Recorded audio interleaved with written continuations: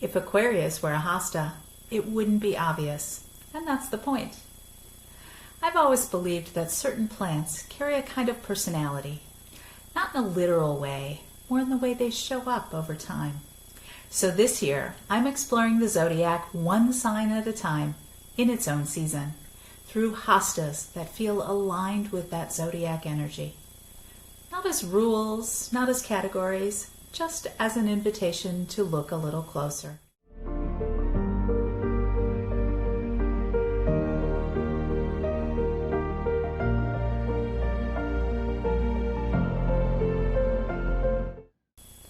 Before we go any further, I should probably introduce myself. I'm Michelle, and I'm new here. I'm new to YouTube and still fairly new to the nursery business too. But I've been growing hostas for nearly 30 years. This channel is a lot like gardening. There will be false starts, a few failures, and if I'm lucky, things that grow better than expected. Hostas, gardens, friendships. If you find yourself craving a quieter way to think about gardening, subscribing is a nice way to find your way back and spend some time with us here. I'm less interested in teaching and more interested in noticing. And today, I'm happy to be noticing hostas that lean toward Aquarius. Aquarius is often described as independent, unconventional, a little ahead of its time. Not loud, not showy, but quietly certain of itself, confident. When I thought about the hostas in our garden that carry that same feeling, that same energy, 3 kept coming back to me. And none of them try to impress, and yet each one does, in its own way. The first is praying hands. It's a hosta people are curious about. They stop, they lean in, they ooh and ah, or they walk away saying, that doesn't look like a hosta at all. I think that might be the ugliest hosta I've ever seen. Wait, is that even a hosta? Praying hands doesn't soften itself for anyone.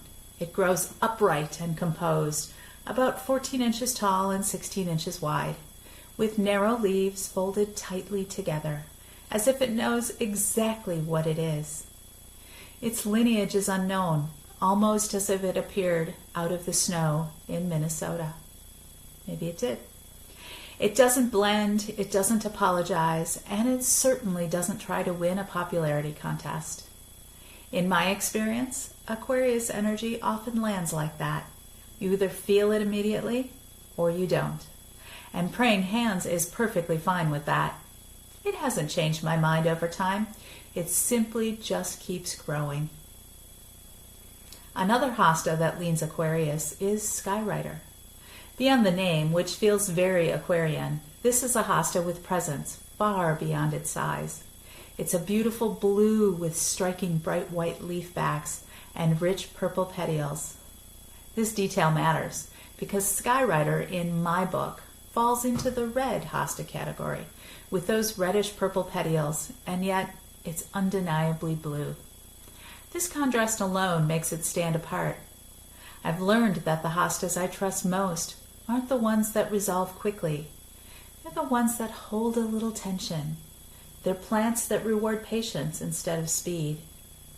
Skywriter is medium-sized and forms an elegant semi-upright mound around 15 inches tall and 30 inches wide. It stands tall for its small stature, showing off those legs without ever feeling flashy. Does anyone else call hosta petioles legs, or is that just me? I don't know where I got it from, but I've called the leaf stems legs as long as I can remember. And oh boy, does Skywriter have great legs. It shines in a tall pot or urn at the edge of a garden wall, a little height that brings its legs closer to eye level. It could also hold a secret hiding those purple petioles behind and beneath gracious hosta leaves. Its own, or maybe those planted around it. A beautiful surprise when the foliage is nudged aside. Oh my.